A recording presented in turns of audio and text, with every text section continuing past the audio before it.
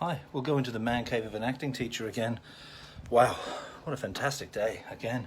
Weather has been amazing here in Ireland. I hope it lasts, but boy, apparently COVID-19 doesn't like ultraviolet light much.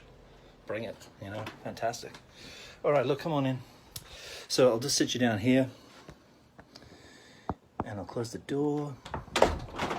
Sounds like a scene from a play, all right? All right, okay, we'll put that about like so. Okay, hi. So welcome back into the man cave. I hope you're doing well. I know it's up and down. It's not easy out there. It's pretty tough times. Try and keep busy if you can. Look, you've heard all of the advice. Try and keep busy. Come and do a class with me or one of your self-employed friends who is struggling because of their job is community-based and assembly-based. Try to read, Try to get out in this beautiful weather if you can, but also, of course, remember that if you just have one of those days where it just feels like it's all getting on top of you, it's completely understandable. Just know that all of us are in this boat, okay? We're all going through it. And I know that I put these videos up every day and I probably look incredibly positive and happy all the time, and I am for the most part, thankfully. But I have my days as well when I just kind of wake up and go, man, how long are we going to do this for? How long is it until I can get into a room, into a classroom with all my people again, into a studio with all my actors again? Will things ever be the same again? And who knows? We just have to keep adapting as us humans do. Anyway, look, I'll cut to the point of what we're talking about today. We're talking about line learning, all right? So let me chat with you briefly about this then. This is directed to all actors that are watching these videos, but it's more so for the older ones rather than the younger ones this time around. A lot of them have been for the younger actors, so this is more for the older ones, right? But everybody it'll resonate with. You probably feel as you're getting older that your brain isn't what it used to be, right? You probably feel like it's kind of slowing down. It's not able to retain and learn lines as well as it used to, all right? Now, the thing is, there's nothing wrong with your brain, all right? Unless you are getting some kind of early onset dementia or something like that, which you'd be very, very unlucky if you were, right? I hope you don't, right? Touch wood, right? There's actually nothing wrong with your brain at all. You've just got out of the habit of learning lines, okay? So when you're a little baby, you start learning, yeah? And you start learning by repetition, yeah? So you hear the word mammy, the word daddy, you hear it, you repeat it, you repeat it, you repeat it until it becomes subconscious. You don't even have to think about, what's the word for that woman who's in the house who, who breastfeeds me, right? It's just there, right? That's when it becomes a subconscious, almost unconscious language. You learn that language, all right? As you get older and you get into school, again, you're taught nursery rhymes. You're taught to learn things by what we call rote, R-O-T-E, rote, okay? Like the alphabet, yeah? Like your numbers. You can count to 10 without thinking about it. You can run off the alphabet from A to Z without thinking about that as well, okay? These are things that you've learned by rote. As you get older again, you start to listen to music. You find the music that's popular to you, all right? And before you know it, you don't even know it, but you've been listening to an album or something, or a few songs by some group that you like, and next thing you know all the words. They're just in there, and you don't even have to think about them. They just pour out of your mouth, yeah? So that happens right through your teens and into your 20s when you're listening to popular music that you like, right? And you're actually constantly learning by rote. But then you get to a certain point, right? You get to a certain age where maybe you settle down a little bit, you have some kids, you stop listening to music as much, or the new music that's coming out doesn't turn you on as much as that music that you listen to when you're a teenager or in your 20s does. I know that's the case for me. I can't understand really why anybody listens to, Ed Sheeran, for example, but that doesn't mean he's bad, right? I know there's a lot of people who love Ed Sheeran, but I can't abide the guy, right? But, I can quote you the entire of Nevermind, of Kurt Cobain's album Nevermind, Nirvana's album, from beginning to end without a problem, right? And that's just because I moved on, right? And music moved on, and I didn't move on with it. So anyway, you stop listening to music, right? You stop listening to music as much. Maybe you have children, okay, and there's little babies in the house and you want them to go to sleep because they've got to get their nap every whatever amount of hours, and so you don't have loud music in the house. Anyway, you get out of the habit of learning lines, okay? So by the time you're into your 30s, into your 40s, you're out of that habit, yeah? Now your brain can retrain itself to learn lines again. You just have to get back into it. It'd be the same as if you'd never done a cryptic crossword or a Sudoku in your entire life, right? What you do is you pick one up. Somebody has to show you how to do it, right? Once you've done one, next thing you know, you can do them pretty consistently, and you're going up the levels of difficulty as well and becoming, you know, quite good at them. Sorry for my huffing and puffing. I went for a bit of a run, right? I was doing some exercise, and I should have actually slowed down and taken a few breaths before I started talking. So I'll just slow down a little bit because I am actually huffing and puffing a bit. Okay, so there's actually nothing wrong with your brain. I mean, Gielgud was learning lines into his 80s and 90s, okay? You just have to retrain your brain to do it.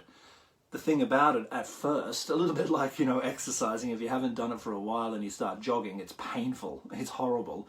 Next thing you know, you're kind of doing it as a habit, and it's not painful or horrible at all. But at first, it's kind of tricky. So if you pick up a scene from, you know, Shakespeare's, I don't know, anything, Twelfth Night or something, right? Try and learn a scene. What you'll find is the first page will take you 2 weeks to go in, but then the rest of the 9 or 10 pages will go in another 2 weeks or less, yeah? And that whole scene will be there, you know, before you know it. And the more you do it, the more your brain gets trained into that habit of learning and retaining words, okay?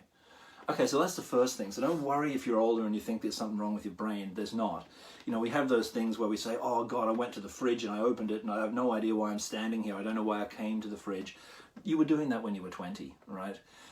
It's not an age thing at all. Sometimes you go to say something and you can't find the right word. That's not dementia, right? There's not, you don't have a problem with your brain. You're actually just distracted by something else. You were thinking about something else. You're trying to hold a conversation with somebody or tell your kid to do something or other, and you can't find the word to say because your brain is occupied with a whole other thought, and probably a big thought as well. So that's the first thing. Don't sweat it. Just get into the habit of learning things by rote again, yeah? Learning things off. Okay, so how do you do that? There's many different techniques, okay, but the one that I teach in my courses is called Scratch Learning, okay? So I'll very briefly describe it, right? And if you want to do a class on it with me, or 2 or 3 or whatever, we can do that. I can choose monologues for you and help you to do it, all right?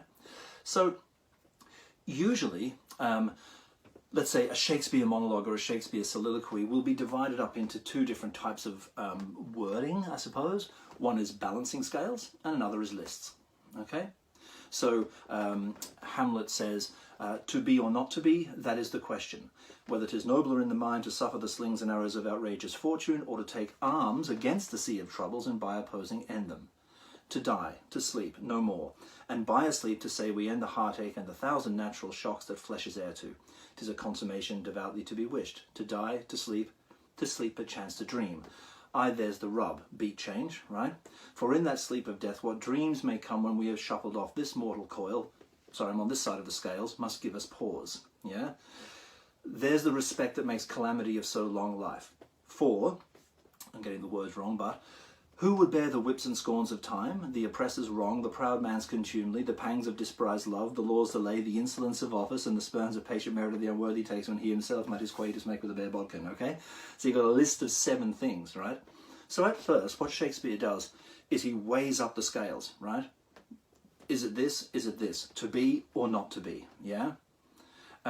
Now is the winter of our discontent made glorious summer by this son of York, and all the clouds that lowered upon our house in the deep bosom of the ocean buried. Positive, negative weighing scales. So once you understand that, right, then you can pin those out, right, and learn the 2 different sides of those weighing scales. Then when you get to the list, it's literally like learning a shopping list. Okay, you know, if you write down a shopping list, I need to go to the shop, I need to get my eggs, my milk, my bread, my carrots, my cheese, soap, whatever the heck it is, right? And then you're able to list and remember without looking 5, 6, 7, 8, 9, 10 things, right, on that list.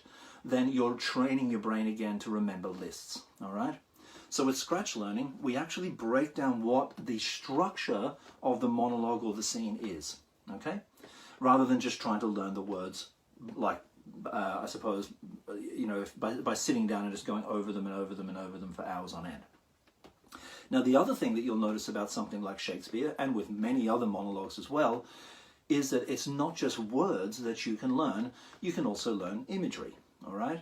So now is the winter of our discontent, all right? Dark, wintry, discontented image made glorious summer, like the weather we're having now. Glorious summer by this son of York, okay? So this horrible dark winter, that's my image to remember that. Glorious summer, all right? And the son of York, right? Maybe I think of a Yorkie bar, or the Empire State Building in New York. Or I think of a little boy wearing a paper crown, okay? The son of York. Whatever resonates with you. It doesn't even matter if it's right to the narrative, if it's correct in terms of story. All that's important is that you're getting those lines in and getting them in by rote, okay? So instead of trying to learn however many words that is, now is the winter of our discontent made glorious summer by this son of York, 20 words, okay? Instead, you're learning 3 images. Now is the winter of our discontent, horrible winter, right? With, snow and, a tree with no leaves on it, made glorious summer, beach, headland, sun blazing down by this son of York, little boy with a paper crown on. And instead of trying to learn 20 words, you're learning 3 images, and that can make things a lot easier for you. Scratch learning gets its name, right, from looking at the words as little as possible, okay? So I know everyone's brain works a little bit differently, so it might work better for you if you just sit down and read those lines over and over and over again. But for most people that I've worked with, just reading it over and over again doesn't help you to learn the lines at all. You're just reading it over and over again. It's kind of akin to sticking it under your pillow and going to sleep on it and thinking it'll absorb up into your brain during the night. What I suggest instead is that you spend 20 minutes to 25 minutes on it every single day. Okay, so if you're doing a class with me and I give you a couple of monologues, right, and you're going to learn them, and then we arrange to meet once a week, for example, right, to do these classes. What I would suggest is that you spend 20 to 25 minutes every single day between now and our next meeting, rather than leaving it and then spending 3 hours on it the day before, all right? It's going to be much easier for you if you do just put aside 20-25 minutes a day. It's less of a chore, your brain doesn't get exhausted and tired, and you break the scene or the monologue down into beats, down into sections, okay? And you learn them section by section. Instead of it being a big sea of words, you're just learning beat 1, section 1, which is maybe 6 lines. Section 2 is maybe 6 lines. Section 3 might be 8 lines. And you're just doing it section by section. So just forget the rest of the monologue or scene exists. We're just going to concentrate on beat 1. Get that down. That takes you 20-25 minutes. You're revising that, doing beat 2 the next day, revising that, doing beat 3 the next day, right? Now I can show you, again, in a class setup if you want to do that, how to do that, and I can teach you Scratch learning. It's very effective. It's much more enjoyable. And in fact, you're learning the sensory nature of your piece as well, rather than just trying to learn the words by rote, right? Now remember as well, just to finish off on that, remember to learn the words in a way where you're not deciding in advance how you're going to say the line. Okay, don't decide on an emotion on this line and an emotion on that line. That's preempting, it's pre-deciding. Do the homework of the technique, the logical, practical homework of the technique. And as Stanislavski said, let the emotion come. It will come once you get it and you own it. The emotion will come. You won't have pre-planned that emotion if that's what you're looking for, and that emotion will be genuine, organic, and in the moment, okay? All right, guys, that's a little bit about line learning. I've spoken for too long. I'll leave you be. Enjoy. Any questions, you know where to find me. Thanks, guys. See you later.